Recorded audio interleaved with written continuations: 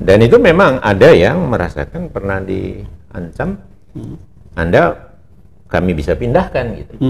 Walaupun akhirnya mereka mengkampanyekan dirinya kan, sekarang mereka tuh bikin tuh ngikuti nggak di media sosial.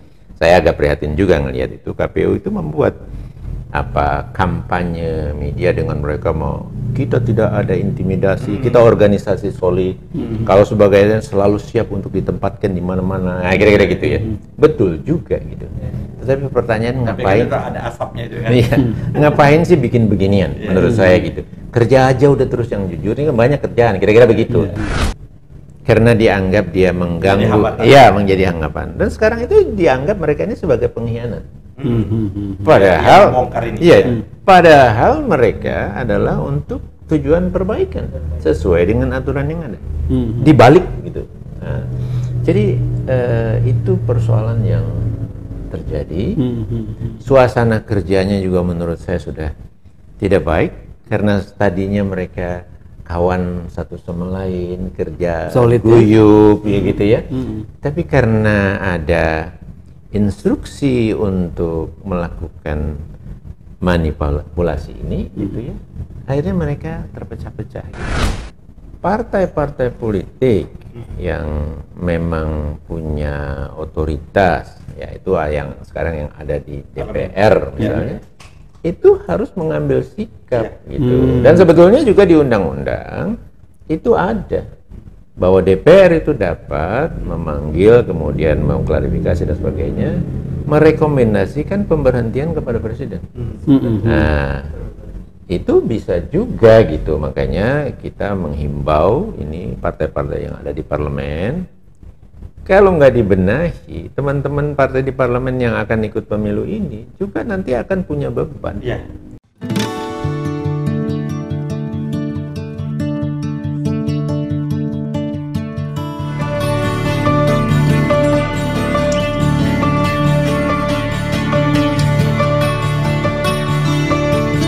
Dan itu memang ada yang merasakan pernah diancam, Anda kami bisa pindahkan gitu. Walaupun akhirnya mereka mengkampanyekan dirinya kan, sekarang mereka tuh bikin tuh ngikuti nggak di media sosial. Saya agak prihatin juga ngelihat itu, KPU itu membuat kampanye media dengan mereka mau kita tidak ada intimidasi, kita organisasi solid, kalau sebagainya selalu siap untuk ditempatkan di mana-mana, kira-kira gitu ya. Betul juga gitu. Tapi pertanyaan ngapain? Ada asapnya itu kan. Ngapain sih bikin beginian? Menurut saya gitu. Kerja aja udah terus yang jujur, ini kan banyak kerjaan, kira-kira begitu. Nah, itu kami juga dapat info itu diinstruksikan untuk membuat hal seperti itu. Sebagai kantor. Iya, misalnya begitu kan. Aduh, gimana ya gitu saya lihat dengan wajah-wajah mereka yang sebetulnya agak cemberut gitu ya. Setengah hati. Kira-kira begitulah ya. Nah, karena memang ada yang bercerita, waduh repot juga ya kalau dipindahin ke daerah yang jauh, meninggalkan keluarga kayak gitu-gitu kan, ada juga gitu ya. Dan untuk level komisionernya, saya juga punya data yang melawan ini, itu akhirnya ditekan sehingga teman-teman komisionernya membuat rapat pleno, menggeser dia dari divisinya. Itu ada sampai begitu gitu. Karena dianggap dia mengganggu, menjadi hanggapan. Dan sekarang itu dianggap mereka ini sebagai pengkhianat.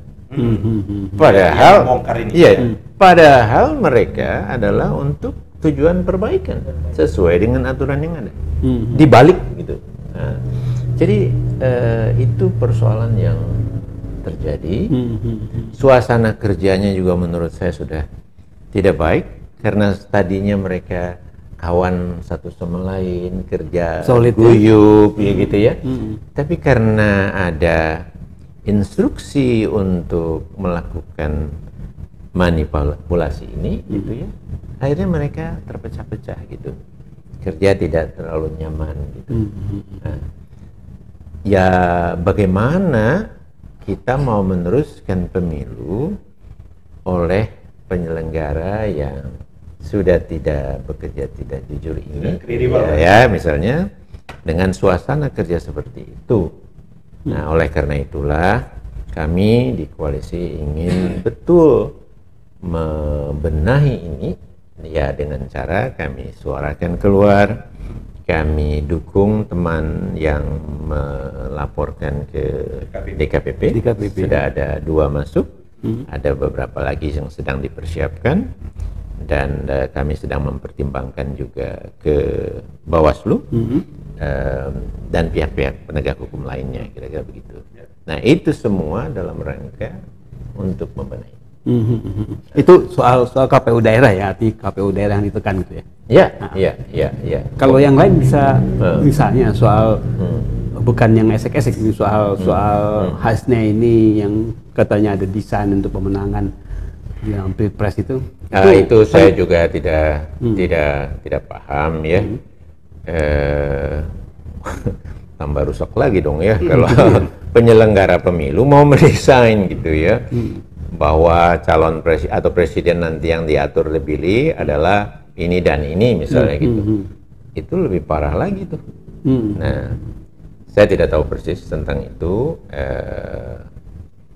Jadi saya mungkin agak sulit juga untuk berkomentar. Tetapi kami juga gimana ya? Kami itu dalam mengkaji ini yang di awal aja bermasalah.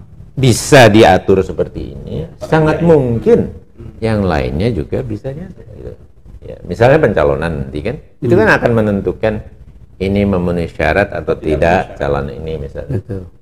Bisa saja dong gitu ya, nah, kira-kira gitu ya. Nah, oleh karena itu ini harus dibenahi gitu. Kalau enggak ya. Nah itu pembenahannya gimana kira-kira Pak? Nah, tadi kan sudah. Mas Yani sudah sampaikan juga bahwa sejumlah ide gitu ya. Bawaslu bisa gitu ya, DKPP bisa gitu ya. Walaupun ada yang menarik juga tadi dibentuk satu tim tersendiri.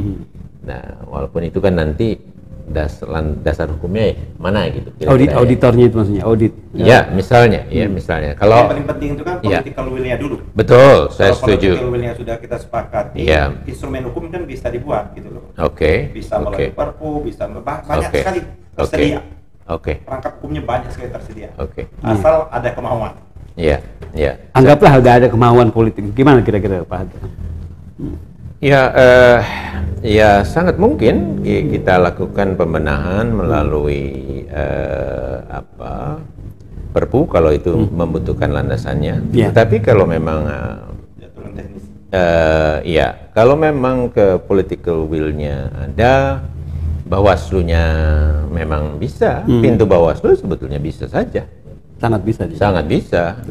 DKPP-nya memang bisa juga, gitu kan.